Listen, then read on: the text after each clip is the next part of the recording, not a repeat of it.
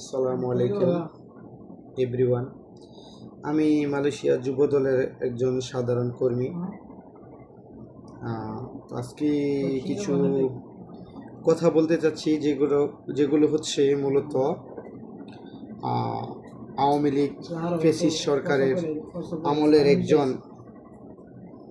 খুব বড় প্রতাপশালী একজন এমপি মহোদয় ছিলেন। তা আমাদের বিএনপির এবং যুবদল ছাত্রদল আমাদের সকলেরই একটা কথা আছে, যেটা হচ্ছে আমরা আসলে মানুষকে গালাগালি করতে পারি না, অসম্মান করতে পারি না।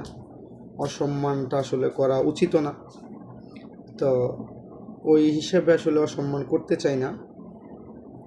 যিনি হচ্ছেন নরসিংদী 5 রায়পুরা একজন এমপি এবং একসময় উনি টেলিউটাক যোগাযোগ মন্ত্রী ছিলেন।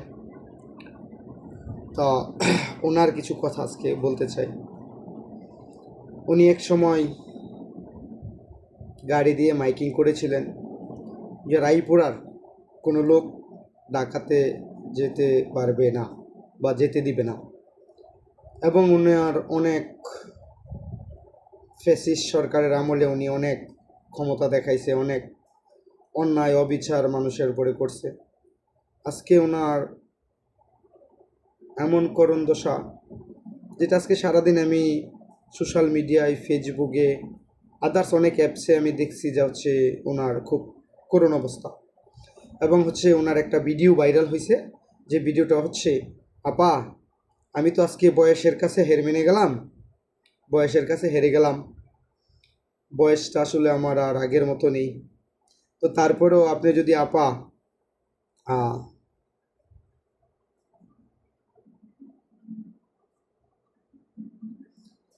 যদি আপা বাংলাদেশে আবার আসতে চান, আমি হয়তো পায়ে হেঁটে যেতে পারবো না বা কোনো গাড়ি নিয়ে যেতে পারবো না, তবে আমি হুইল চেয়ারে করে হলেও আপনাকে বেনাফুল থেকে বরণ করার জন্য যাব।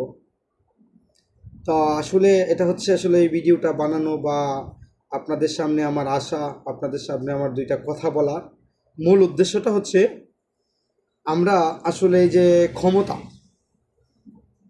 ক্ষমতার জোরে আমরা অনেক কিছু করি, ক্ষমতা দিয়ে আমরা অনেক কিছু বলি। ক্ষমতা খুব বেশি দিনের না। এই রাজু আহমেদ উনি কিন্তু আমাদের রায়পুরার খুব প্রতাপশালী একজন ব্যক্তি ছিলেন, নেতা ছিলেন। দেন হচ্ছে নরসিংদীতে ওনার খুব পাওয়ার ছিল, অনেক ক্ষমতা ছিল, অনেক পাওয়ার দেখাইছে, অনেক পাওয়ার নিয়ে চলাফেরা করছে। তো আজকে ওনার যেই পরিস্থিতি, যা হচ্ছে বলার বাহিরে, এক প্রকার যা বলার মতো না। ওনাকে এখন একজন মানুষ হুইল চেয়ারে করে ধইরা নেওয়ার যে একটা আসলে, যা পিছন থেকে একটা মানুষ হুইল চেয়ারে ধাক্কা দিবে, ওই ধাক্কা দেওয়ার লোকটা নেই। এ ভাই, এত ক্ষমতা দিয়ে কি হইল? এত বছর পাঁচবারের এমপি ছিলেন, হয়তো বৈধভাবে একবার না দুইবার এমপি হয়েছে, আর বাকিগুলো হচ্ছে জোর জবস্তির কইরা এমপি হয়ে গেছে।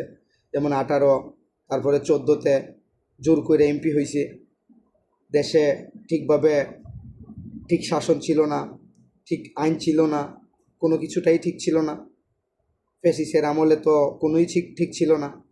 তো ওই সব কিছু ঠিক না থাকার ফলে উনি এভাবেই ওনার মতো উনি কইরা গেছে। এটা শুধু বাংলাদেশে যা হচ্ছে আমাদের নরসিংদী রায়পুরা পাশে তা না, সমগ্র বাংলাদেশেই হচ্ছে আওয়ামী লীগের এক সময় একটা অবিচার ছিল। সাধারণ মানুষ থেকে শুরু করে একজন রিক্সাওয়ালা, ভ্যান চালক, একজন কৃষক, একজন শ্রমিক থেকে শুরু করে বড় বড় বিজনেসম্যান যারা ছিল, সকলের সাথেই আওয়ামী লীগ সরকার অন্যায় অবিচার করেছেন। এমনকি রাস্তার ভিখারি যারা ছিল, রাস্তায় যারা ভিক্ষা করতো, তাদেরকেও এইভাবে অন্যায় অবিচারের শিকার হইতে হয়েছে এবং হয়েছে। যেটা আমরা প্রবাসে আছি, আমরা প্রবাসে থেকে কিছুটা হচ্ছে সোশ্যাল মিডিয়ায় দেখেছি, এবং কিছু সময় আমরা দেশে যখন যাই ছুটিতে 2-4 মাসের জন্য বেড়াইতে দেশে যাই, তখন আমরা এগুলো দেখি, এগুলো আমরা দেখেছি আগে পরে।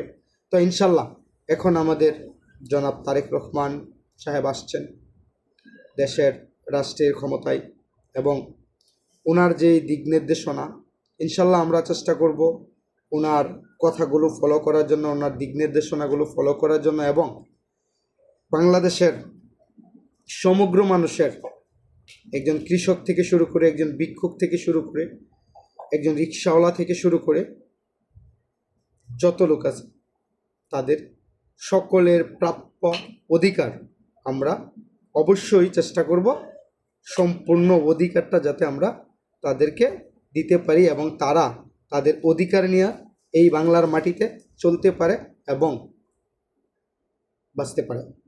সো আশা করি সকলে আমার এই ভিডিওটা দেখবেন এবং আমার কথাগুলো শুনবেন। এইখানে যদি আমার কোনো ভুল ত্রুটি থাকে তাহলে অবশ্যই ক্ষমার দৃষ্টিতে দেখবেন। আসসালামু আলাইকুম, সবাই ভালো থাকবেন।